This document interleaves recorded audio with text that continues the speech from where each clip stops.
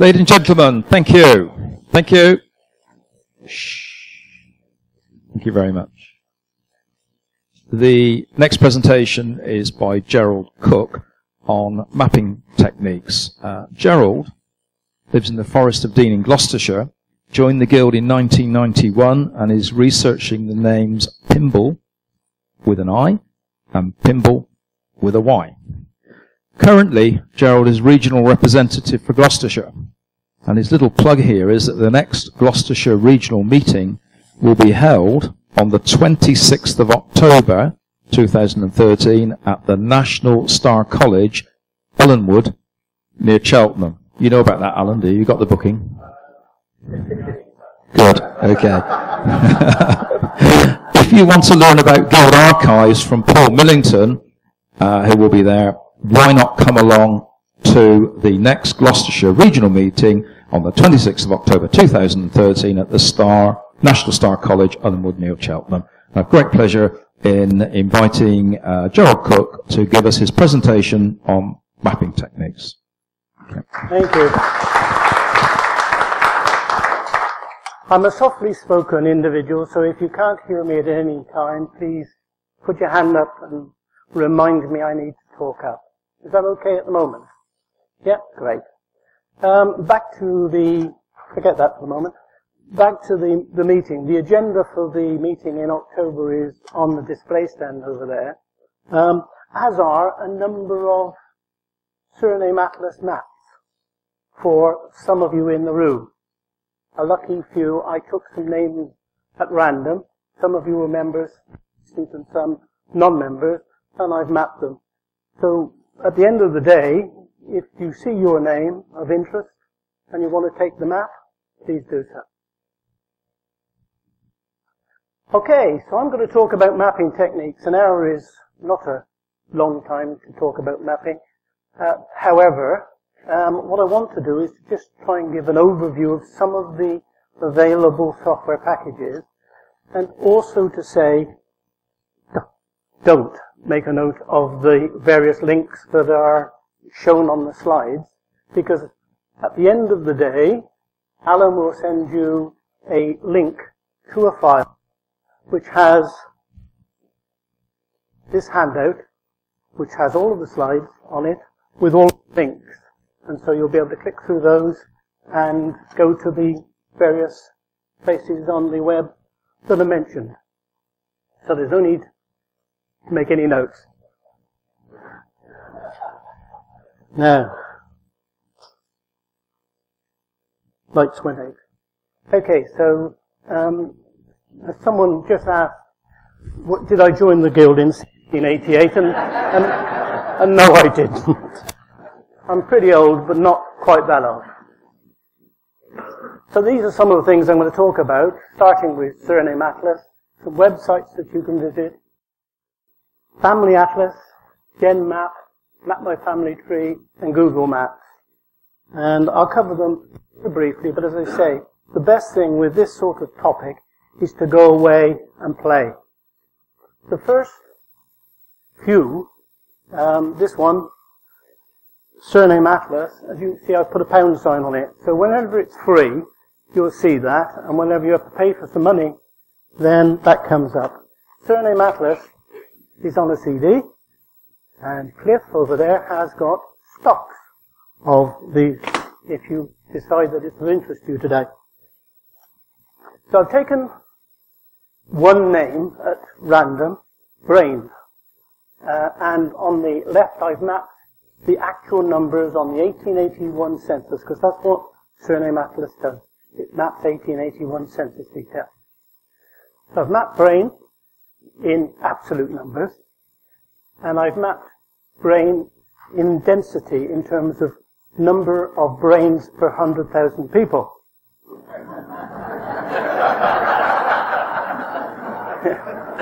Yes. If you want to know more about the software, there's the link to the website, which is on the handout, of course. As I said, it's a CD, it's an interactive CD. You can plot your forenames, or you can plot surnames. And you can plot a surname and its variants, because all of us have variants, so you can put those on one map. And you can also see 4 maps at once. And there are some examples of these over there, which you can have a look at in detail. Now, you will have noticed, I'm sure, that I come from Gloucestershire, at least I live in Gloucestershire, born in Herefordshire, that an awful lot of the brains are in Gloucestershire.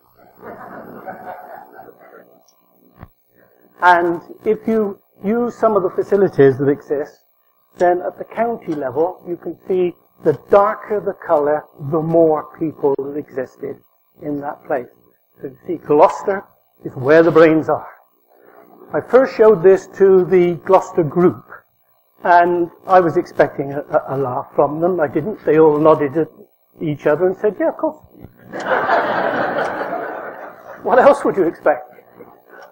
You can plot the same information there by registration district or Poor Law union areas. And you can see that whereas this has the most brains, they are actually in 3 different places. In the Forest of Dean, where I live, so it wasn't so much of a coincidence after all. He picking this name, Barton Regis and Keynsham, near Bristol. So that's the type of thing that you can do with Surname Atlas. You can take the names, you can 4 maps if you want to show all of your grandparents. You can show their names and where those names originated. So that's your first opportunity. Pay for it. £15, is it? £13.50 for guild members. And that's a bargain. Well worth the money. So we move on. Free.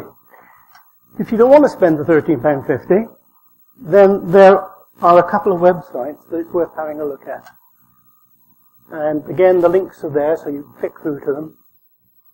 And, strangely enough, I've got the same name. Just to confirm that actually, when you input the name, and that's all you're doing, you're not using any of your data at this stage, when you input the name, it gives you the same result for 1881, Gloucestershire. But you can also see on that same website, 1998. And you can see the brains are still in Gloucestershire. And there's another version which gives you the world view of a surname. And Australia has lots of brains. And an enormous part of the world has got no brains whatsoever.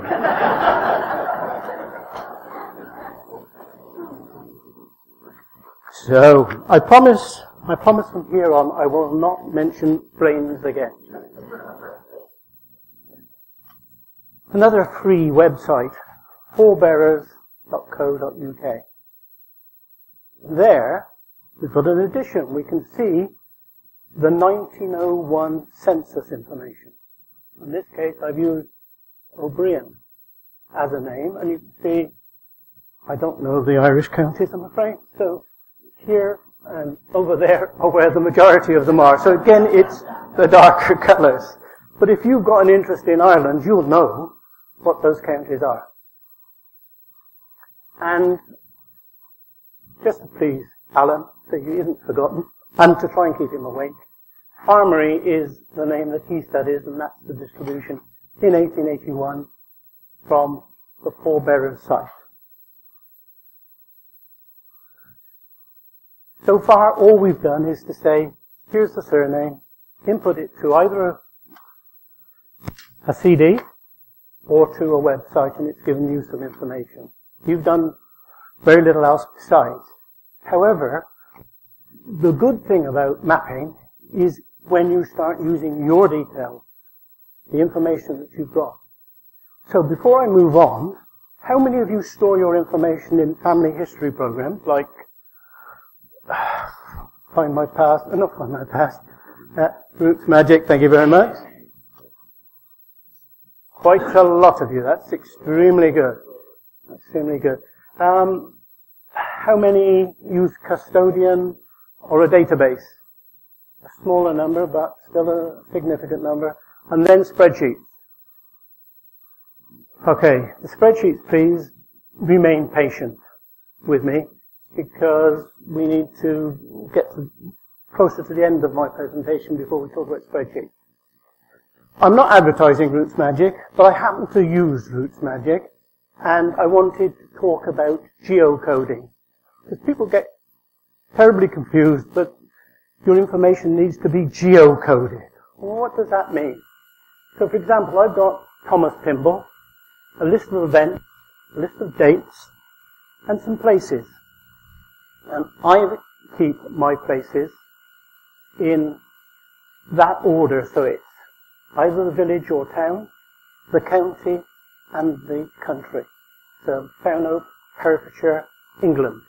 And I keep it that way because it's easier for the follow-on programs I'm going to be talking about to match your location to a place on a map. If you say it's Pennsylvania, well, it'll probably end up being mapped to somewhere in the US, whereas it might be Pennsylvania, which is down by Bath. So the more information you get, or give, and structure the information, better in terms of getting your places allocated to the right location on the map. So, geocoding. All it is saying, here's Fownope in Herefordshire, what's the longitude and what's the latitude? And with that information, either from my system or from one of the systems that you buy, then it can allocate the individual places. The same company makes something called Family Atlas. And again, I'm not advertising this in any shape or form, it's just one of the ones that I have bought. It's a US company, and there's a link to their website. You should decide to go that way. Essentially, you're presented on the front page with a globe. And it's like the globes that we some of us used to have at home, where you can just spin it round. And you can do that on the computer. You can zoom in and zoom out, so you can see information on a global level or on a detailed country level just by simply zooming into it. You can choose from spherical or flat maps, and I'll show you both of those in a moment. And this program for mapping takes your information either from Roots Magic or other genealogy programs. For those of you who put your hand up to say, I use the family history program, you can probably put this information directly into that computer and get it mapped. Or if you can generate a GEDCOM file, then that will do. Family Atlas will automatically go to this. But the more information, the more accurate the information is, the better. So some of the programs, Roots Magic, Family Tree Maker, Legacy, Path5, or a GEDCOM. The big deal here, don't invest in the $30 on this one if you are one of those people who love spreadsheets or generate comma-separated files, that it won't be able to do it. One of the nice things is that if you want to understand how this program works, there is a webinar available online. And a webinar is like Bob is doing here, recorded information with explanation about how to use software in a lot of detail. So, if you're thinking about that software at all, go to the webinar first, see if it's what you want and does what you want it to do.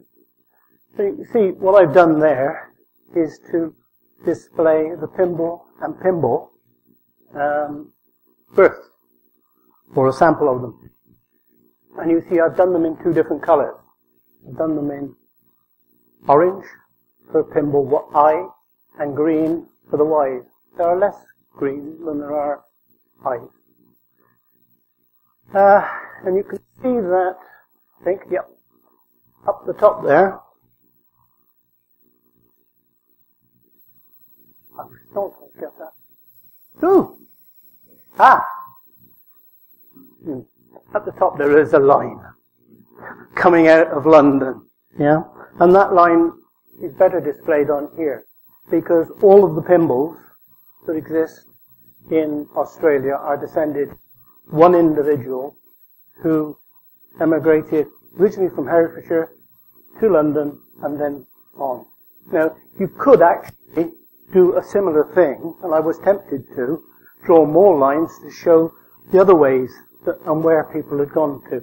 But I decided to restrict it to just that one. But you can draw lines. You can put photographs on here if you want to. You can do a number of different things. All of which makes it rather nice when you're sharing your family history or your one-name study with people. The little blue asterisk in the corner, or star, whatever it is, tells me I've finished talking about Family Atlas. I've got to move on. Also over there, how much are they?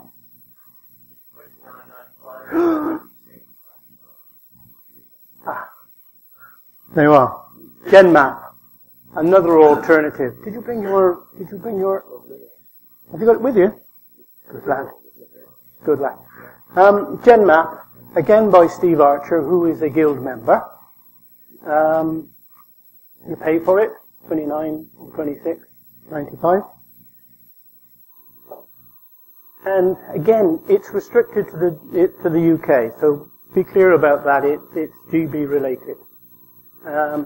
But it has the ability to take information, take your information, unlike Surname Atlas, it takes your information and maps that information. And it's got a large gazetteer. So that's just a list of the places in the world, in this case in GB, with the longitude and latitude. If you put, I got some Fownope, Herefordshire in, it'll map it correctly to the right place. There are numbers of different styles of mapping, and I've just shown one, but Gordon in a moment will show us one of his. Oh, I will show you one of Gordon's, it appears. So, this can accept database and spreadsheet information. Plots by county or registration district. Now, that can be quite handy if you wanted to understand where the births, deaths and marriages are within the UK and in which registration districts. It helps perhaps with the investigation that you do. The nice thing is you don't have to shell out the money immediately because there's a demo version of it. And so again, what I would encourage you to do, download the demo version, have a look at it, see what it does for you, see if it does what you want. There was a survey done which said how many people have got GenMap, how many people use GenMap, and it seemed that there were more people owning GenMap within the guild than actually use GenMap within the guild. I don't know which category any of you come into. Howard Matheson does, and we'll come back to Howard later, because he's important to come back to. So I decided, although Cooke is my name, and Cooke is, I was born in Herefordshire, I thought I would, as an example, schedule in what registration districts the births since civil registration had taken place. Just out of interest, and that's one of the things that you can do, is registration district and county level. Now, that's block fill. Gordon has done this, which I do not pretend to understand, but you can see that it shows hills across the whole of the UK, which Gordon is going to climb. Yes? That's your intent? Yeah, absolutely. So, even outside of family history, you can use this for anything that you like. Yeah? Thank you, Owen.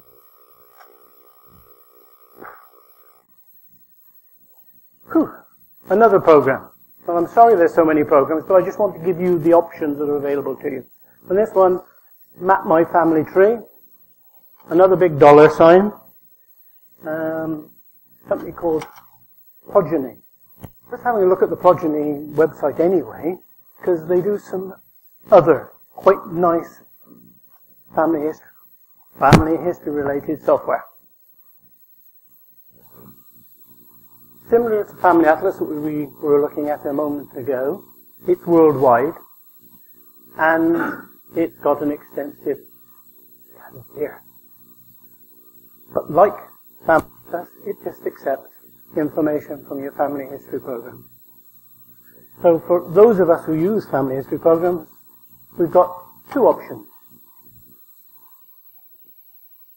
And a couple of other options. This one allows you to narrow your information by time.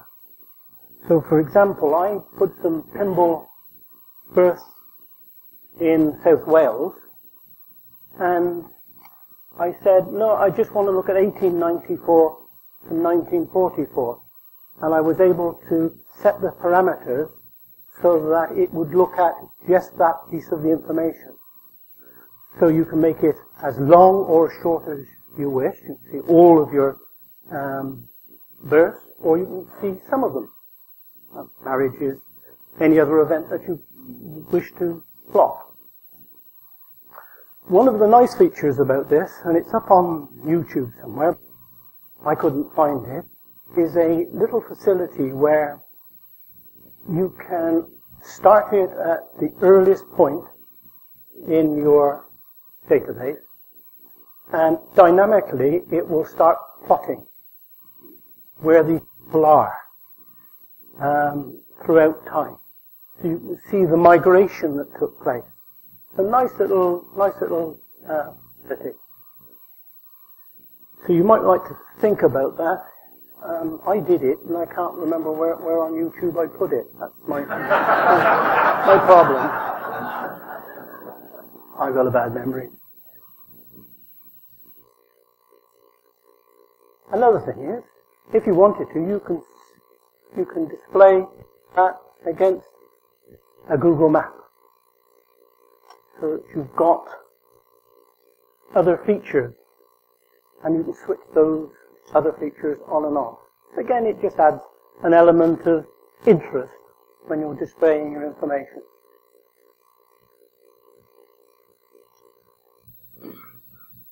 And just to prove that it's not just the UK, or some births in the United States, mostly on the East Coast, but a few straggling out to other far-reaching corners.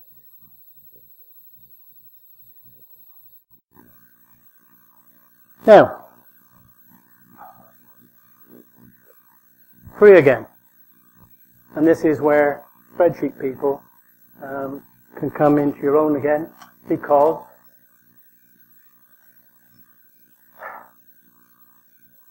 you can use this for free. It's available on Google. I don't know why it's shadowed like that. I didn't intend it to be shadowed like that. But if you click on either of those two links, you should hopefully get to the place I want you to get to, where there are some detailed tutorial and instructions on how to use the software to end up with a situation where you have a good understanding of what it is you can plot, and you can plot things in different colors. So you can have different colored segments for your births and your marriages and your deaths and the like, and any other event census information, for example. And again, Pymble, I plotted some births on there, and you can see that I've hovered over one of those births in Gloucester area, and that tells me who that individual was. Pymble, Delilah Mary, 1916, and the actual birthplace. So you could have more information than that if you wished. It depends on what you put on your spreadsheet and what you input to the system. But you could have that box to contain more information, such as parent, married, who, etc. So it's got some degree of flexibility and it's free.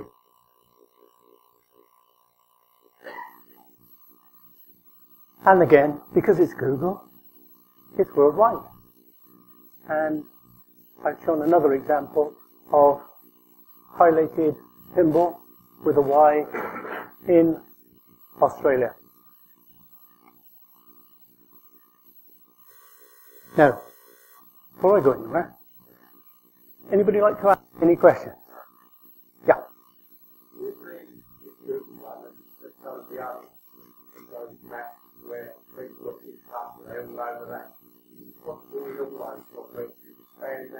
Yes. Yes, absolutely. Unfortunately, it doesn't show. But normally on these things, there is a slider scale here which says plus or minus, and you can zoom into the territory that you're interested in. Yeah, absolutely important to be able to do that.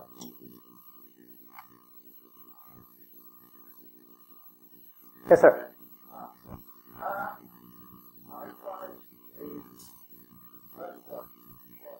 Name Atlas.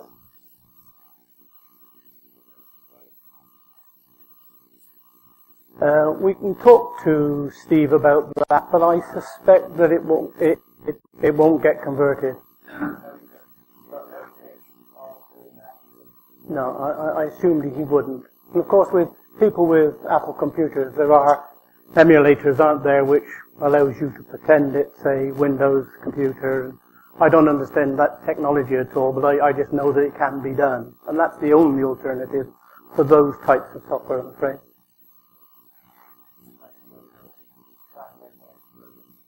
Yes, thank you for that.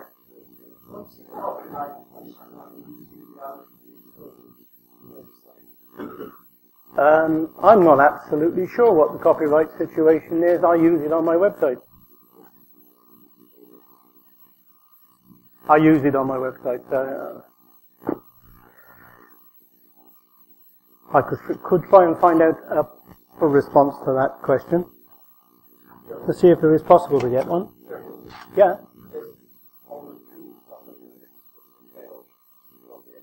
Absolutely. Which, thank you very much for that one, because if you can embed it, and it's encouraging you to embed it on your website, hey, they can't have any copyright issues. Yeah. Thanks. Good point. Yes. Yep. Yep. No, it's different. It's different. I wish I knew.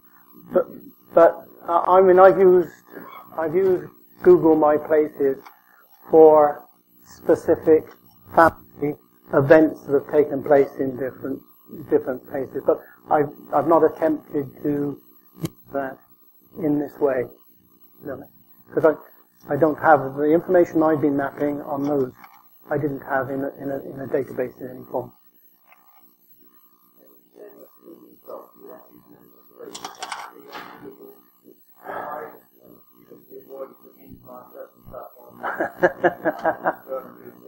Yeah. I'm not absolutely sure. I use Google Docs.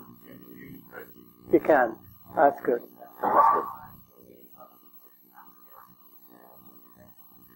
Yeah, but it's still putting it into Google Docs is the issue. But you prefer not to at all. Yeah, I understand. I understand where you're coming from. I don't know the answer to that. I certainly input mine into Google Docs. Yeah.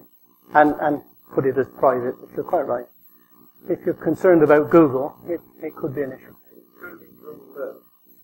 Sorry?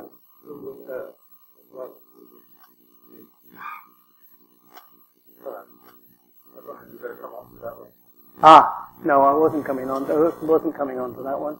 But yes, I mean, there are so many possibilities of the way in which you can display the information within Google. Any more questions? No? Okay. There's several things on the Guild website for those of you who are members, and one of those is a presentation going back to, I said I'd mention him again, Howard Matheson. I'm going to mention him twice now. A journal article which it would be worth having a look at. And also, there was a seminar with a lot more time in May 2010, and that presentation material is on the Guild website. So that's another place to have a look. The second time of mentioning Howard is there is a Guild Facebook page called Surname Distribution Maps, and it's run by Howard Matheson. He is the Guild expert on maps, without shadow of doubt. He's based in Canada.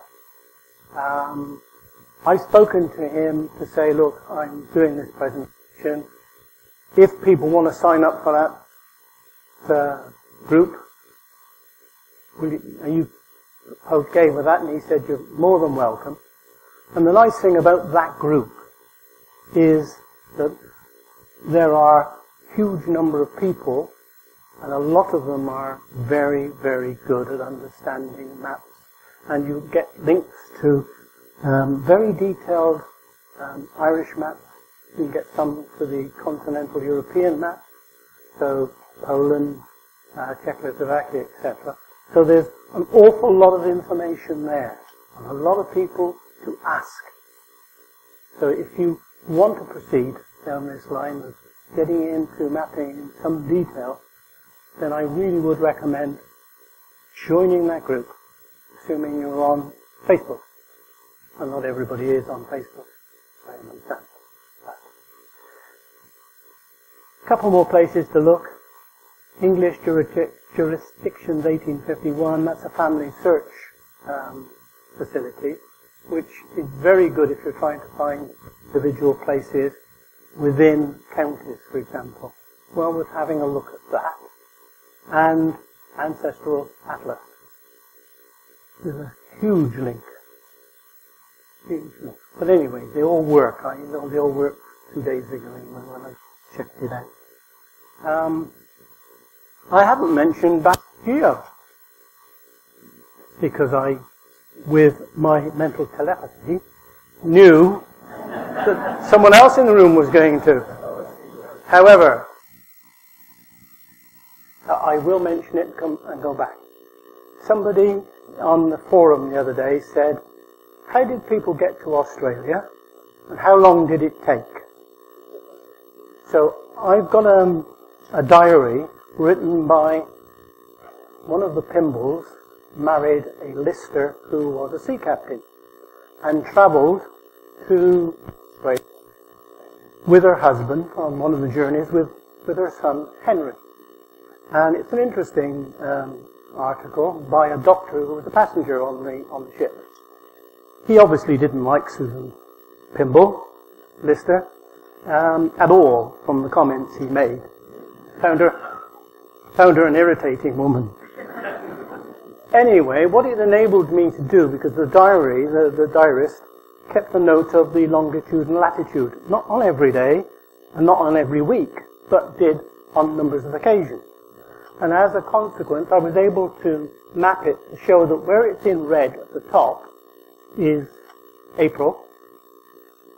This bluish color, May, they were getting down to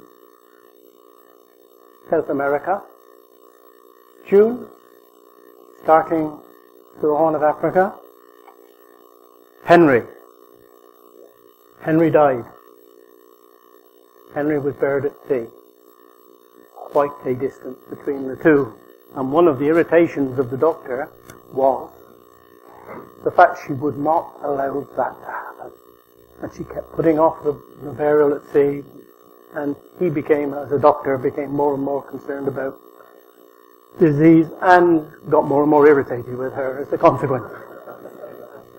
So I made a point of making a note of that death and the burial at sea. Then you see July, going from Africa, heading off to Australia, and then finally, in August, getting there. So that's the sort of thing that you can do with these facilities. And in this case, I use batch geo. And, as Rodney quite rightly said, there's plenty of help on the website for batch geo on how to do it. I'm one of the people, that is Gordon, who did in fact map the members of the Gloucestershire region, and also some of the surrounding regions, because it's useful for me to know who are the people in good travelling districts to regional meetings. So it's a whole variety of things. So these facilities are great for mapping your family history and your one-name study, but you can use them for much, much more. I thought I would be out of time, but I'm not. I'm coming in under time, unless you've any more questions. Have we any more questions for Gerald? And Rod, do you think you could give the ladies outside the 10-minute warning, please? Thank you. Sorry, does anybody have a question for Gerald? All right, let me start here. Thank you. You mentioned some of the box sets use family history programs. Yes. I'm probably like a lot of people, is that I have not been consistently recording exact locations. I've been recording as it says in the census, for example, which, as we all know, varies from one to the other. Yes. How easy is it on a lot of programs to convert to a standardized thing? Do you know that? Or how strict are they on the information in the family tree program? They try and interpret, and what you will find is that if, for example, I'd put in Found Hope with an HEF, which Rodney was talking about, which is the abbreviation, it would say, I don't know what HEF means, but I've got a variety of Herefords. So, which of these Herefords did you mean? So it will, generally speaking, it will give you alternatives and will allow you to choose the one you want. But, as I say, I understand where you're coming from. I made the decision some little while ago that I would use standardized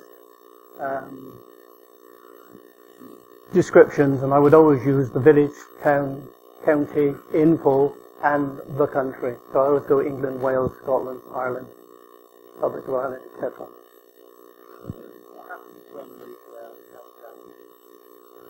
There's always a problem of county boundaries. One of the questions that came up on one of the webinars, I think, was, are you proposing to map to the original county over time? And the answer was polite.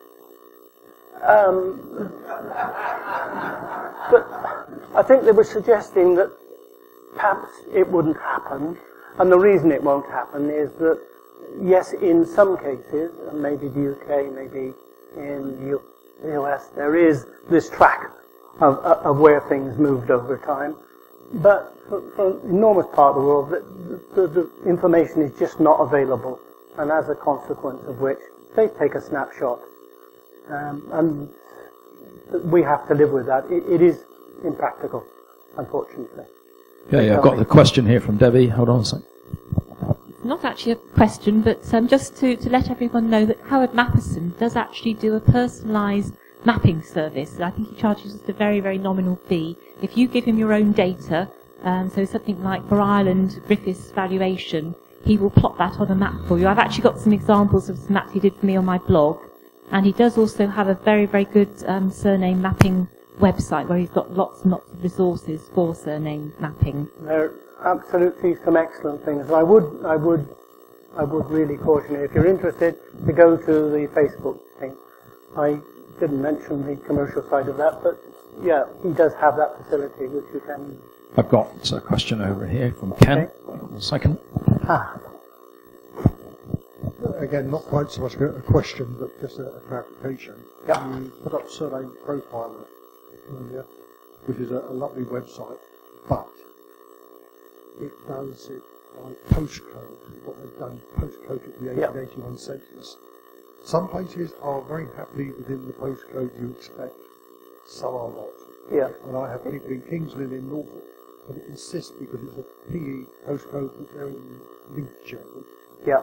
I think as a guide, thank you very much, Ken. I think as a guide, it's useful. And if you looked at the where all the brains were, they were all still in Gloucestershire. So it has that rough, but it's not as good or detailed as Surname Atlas by any stretch of the imagination, but it is free. I didn't show you that, did I? Because I was so anxious to tell you about Henry dying. That's the summary. Those are the various programs I've talked about. Coverage, who supplies it, free or paid, what it takes in terms of data input, and whether there are any restrictions, as the first few have, what the restrictions are. And as I said, Alan will send you an email this afternoon, which will enable you to, well, even better. I haven't given him the link, so he can't have already done it, but which has all of those slides so that you can do the links yourself and learn some more. Okay, Cliff's got a question over here. Hold on a second.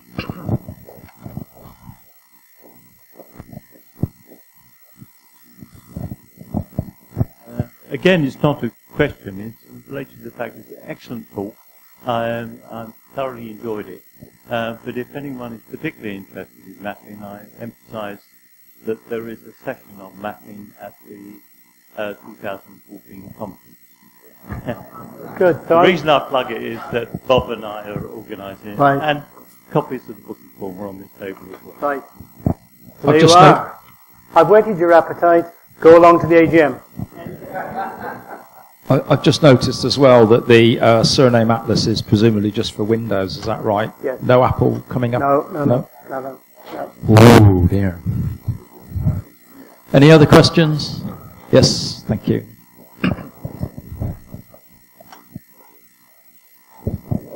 Just one quick comment. Thanks very much, Gerald.